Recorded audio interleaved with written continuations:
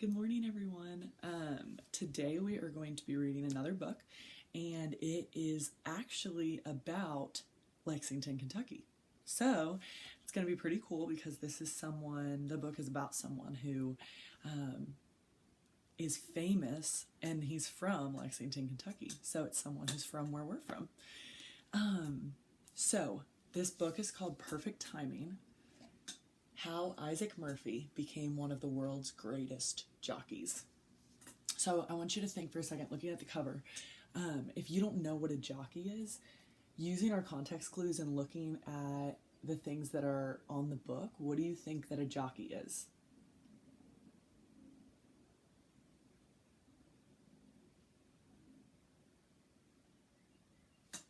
Yeah, it's someone who rides a horse during like horse races, right? And does anyone think that they know what something that Lexington is really famous for, and Kentucky in general, that involves horses? Yeah, horse races, like with Keeneland and the Kentucky Derby.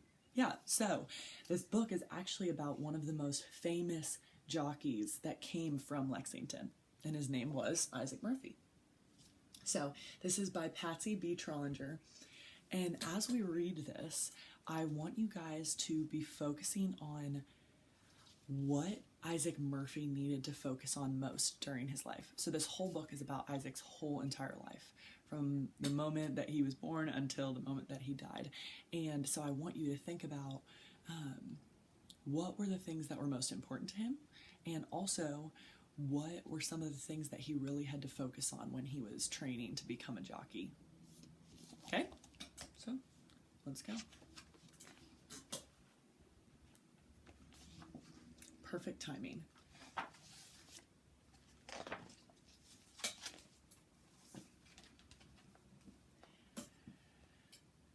Isaac walked quickly through the streets of Lexington, carrying a large basket as if it weighed nothing at all.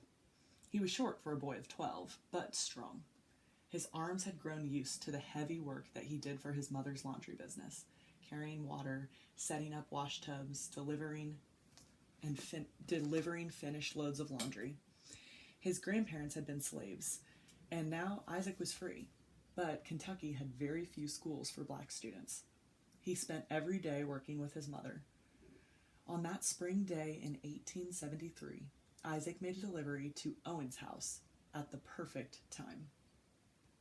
Mr. Owens owned a stable of racehorses, and he needed to hire some new jockeys.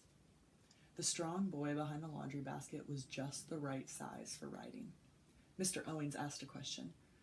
Would Isaac like to learn how to ride a thoroughbred?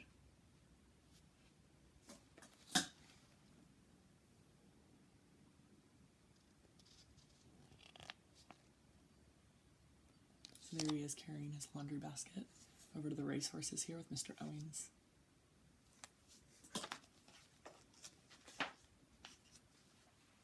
The answer was yes. So early in the morning, Isaac tried to ride a volcano. Not a real mountain of fire, but a horse. Isaac had seen plenty of elegant thoroughbreds, and he expected to ride a prince of a horse, but what did the men bring out of the paddock? A nervous young animal named Volcano. Isaac tried his best to ride, but the colt bucked, reared high, and dumped him to the ground. First day, first ride. Nothing like he had imagined. Isaac was still wiping dust from his eyes when the men asked him to try again. Sore but determined, Isaac climbed back on the horse. This time, he stayed on.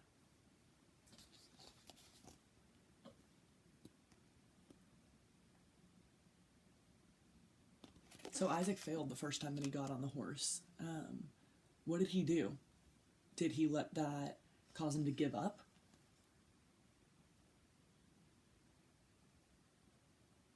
No. He got back on the horse, and the next time he stayed on because he practiced. It's pretty cool. With that successful ride, Isaac earned a place in jockey school. He wouldn't sit at a desk with a book, though. In this school, every classroom was a stable, and every lesson was a horse.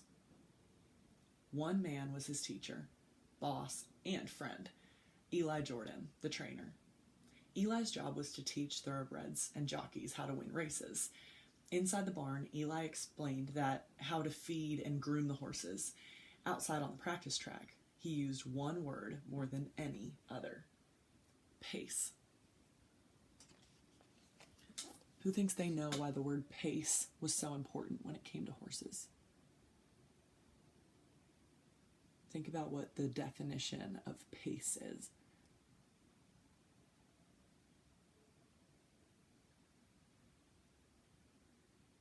Okay, keep that idea in your mind as we flip, because I think it's going to tell us on the next page. Isaac soon figured out that pace was a mixture of speed, strategy, and time. A jockey with perfect pace knew when to let go of the horse full tilt down the track and when to save energy for the final burst of speed at the finish line. Eli's lessons about pace were difficult. Isaac had to memorize how fast every horse could run and notice things that made each horse unique. The Big Bay Stallion hit top speed when he was leading other horses. The Brown Filly was just the opposite. She liked to chase the other horses and pass them. If Isaac raced on the Bay, he would set a fast pace all the way. On Filly, he might start slow and then finish with a final burst of speed.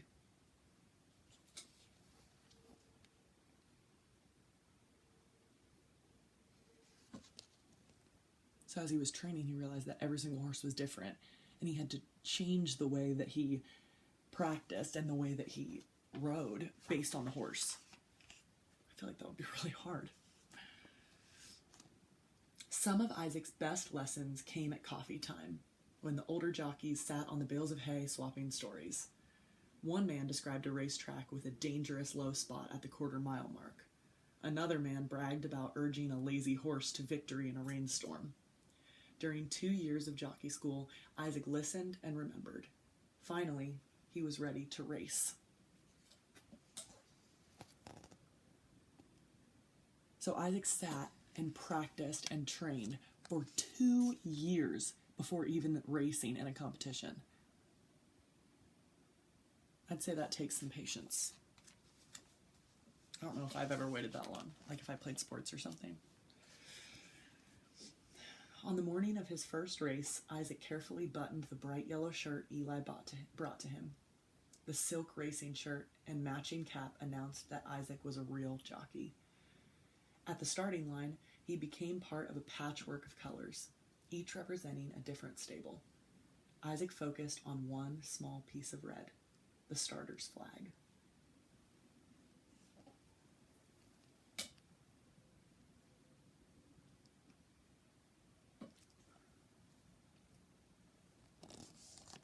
So he's about to start the race.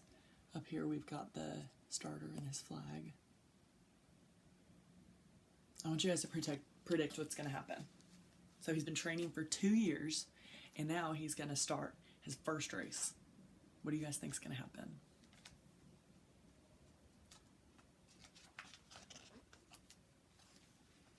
Let's see. It happened suddenly. The starter lowered the flag and the horses lunged forward, so crowded that they bumped into each other. A cloud of dust sprayed Isaac's head and stung his eyes. Chunks of dirt flew up and hit his legs. He was supposed to think about timing and tick off each second in his head, but his counting disappeared into the noise of pounding hooves. Before Isaac had time to think clearly, before he could set a pace, the race was over. He didn't win.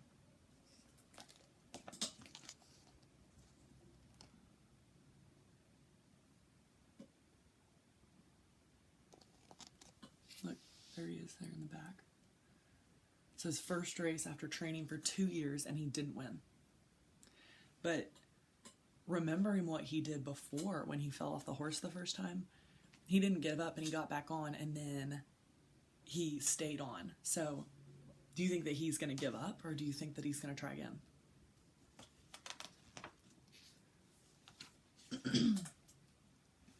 By the time he wore the yellow silks again, Isaac had learned how to concentrate. There was noise all around him, but Isaac only had ears for the strong, steady breathing of his horse. From the moment the race began, the seconds ticked clearly in his head. 58, he told himself at the half-mile mark. 114 at the 1-mile mark slipped by. On the final stretch, the dust and noise faded away. Isaac and his horse were headed for victory. His timing had been perfect. Other wins followed, and suddenly, horse owners all over the country wanted Isaac to ride for them. He began racing at tracks in New York, Michigan, and Missouri. No matter where he rode or what color silks he wore, Isaac kept on winning.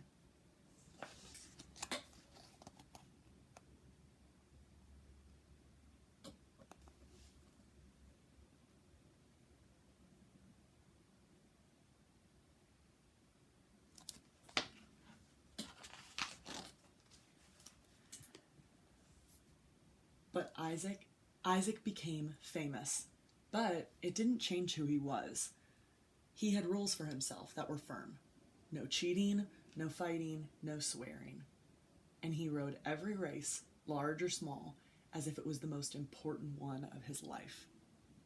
By the spring of 1882, Isaac was very busy. But when he met a beautiful girl named Lucy, he still had time for love. They were married that year, and some of Isaac's friends wondered if he might quit racing. Jockeys were often away from home, and sometimes the job was dangerous. Lucy understood those things and supported Isaac's love of the track. In his first year as a married man, he won 33 races.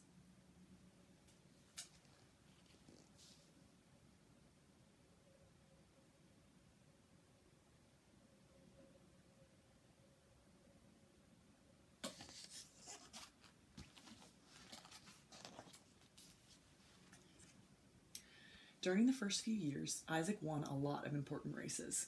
He won the American Derby 4 times and the Kentucky Derby twice, earning some of the nation's highest prize money.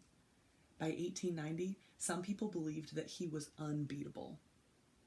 After he won several races that year on a colt named Salvatore, there was talk that Isaac might guide the big horse to a world's record by running a mile in less than 100 seconds. Most people were certain that no horse could beat Salvatore, but Isaac knew there was one. Tenny was small for a thoroughbred, yet he could run like the wind. When the two horses finally met in a race, Tenny challenged Salvatore every step of the way. Even so, Isaac guided the bigger horse to a victory. Tenny's owner was furious. He demanded a match race, a special event for just 2 horses and 2 riders. Why do you think that Isaac thought that the smaller horse, Tenny, would be faster than Salvatore?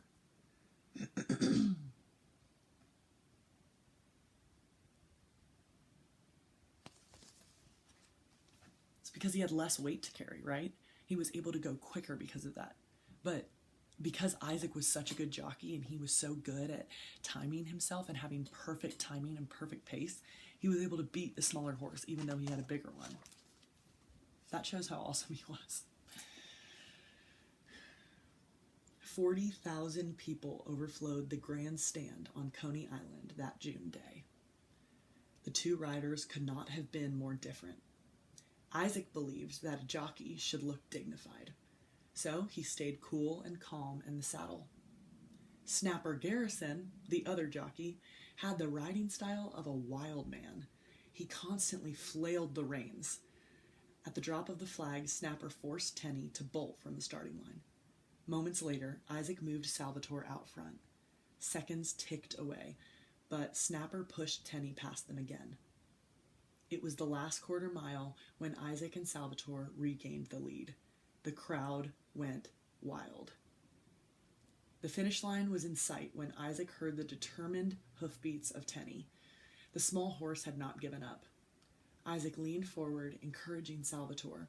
The big horse strained harder, and with a final tremendous stride, won the race. Isaac and Salvatore beat Tenny, and they tied the world's record.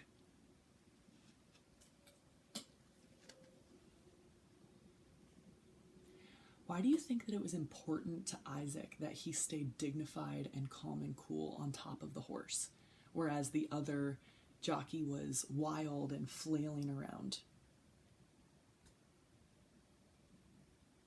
I just think that's important. Like, even earlier it was saying that he never lost sight of himself, even when he became famous. He never cussed, he never cheated. He was a good man, and he worked hard, and he was good at what he did.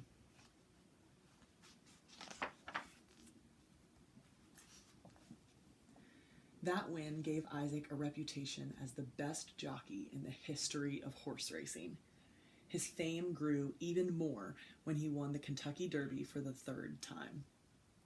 Now, when men and boys gossiped in the horse barn over steaming cups of coffee, they talked about Isaac Murphy.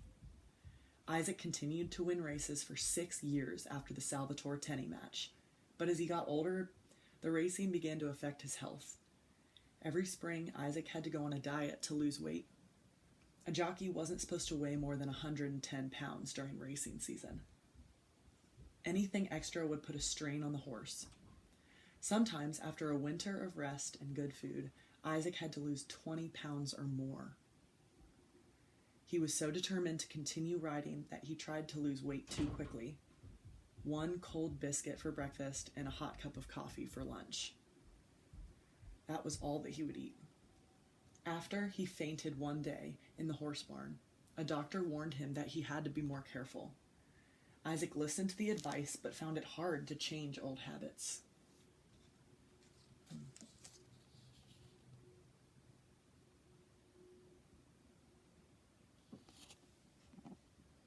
So this is him seeing the doctor. So he was trying to lose weight too quickly, and that's really unhealthy for you.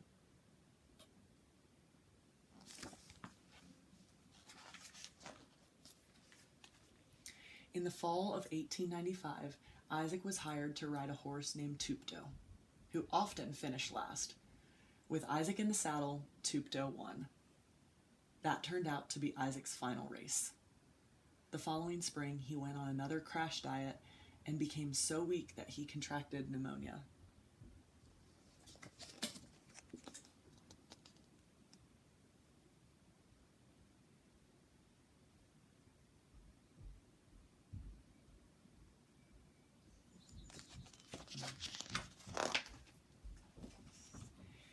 Isaac died on February 12, 1896. He was only 35. 2 days later, more than 500 people filled the streets of Lexington for Isaac's funeral procession. Many of the grandest bouquets of flowers came from the jockeys who had ridden against him. In the years since Isaac's death, the racing community has continued to honor him. He was one of the first people inducted into the Jockey Hall of Fame in Maryland. Tracks in Florida and Illinois have named races for him. He is the only jockey buried on the grounds of the Kentucky Horse Park, and he still holds the record for the highest percentage of races that have ever been won. 44% of all of his races. Isaac Murphy is remembered as a brilliant rider whose timing was always perfect. Look at all these people who are lined up for his funeral procession.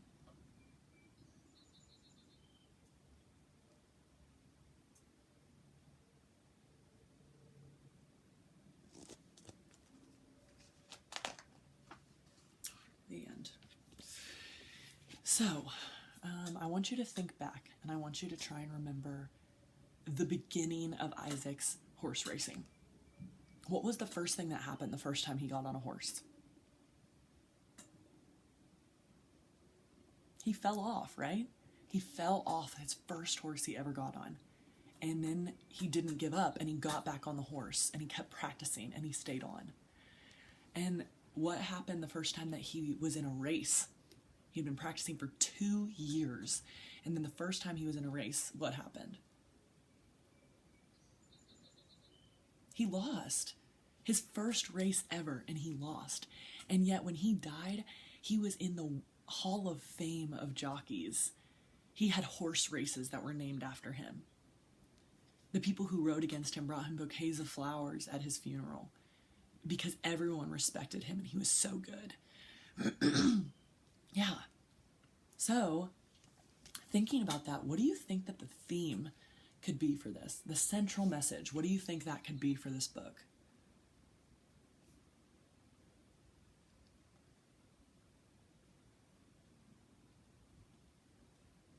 I don't know, but I want you to really think through that, and I want you to go onto Google Classroom and answer that question. What do you think that the theme was of perfect timing? So I want you to answer that, and I also want you to answer about yourself and what is something that you've had to practice at before you got better. Because sometimes we try things and we're just good the first time we try them. Like, I don't know, sometimes when you run, you're just good at running, you beat someone in a race. But what's something that you've really had to practice at? I just want to hear. I'm excited to know the things that you've practiced at, because with Isaac Murphy, he had to practice before he became the best. He wasn't just the best the first time he got on a horse or the first time he raced. And practice makes perfect. So yeah, those are the two questions I want you to answer on Google Classroom. The first one is, what is the theme of perfect timing? And the second one is, what's something that you have practiced really hard at in order to make yourself better? Awesome? Okay, cool. I can't wait to read your responses, and I hope you guys are doing well at home. Miss you.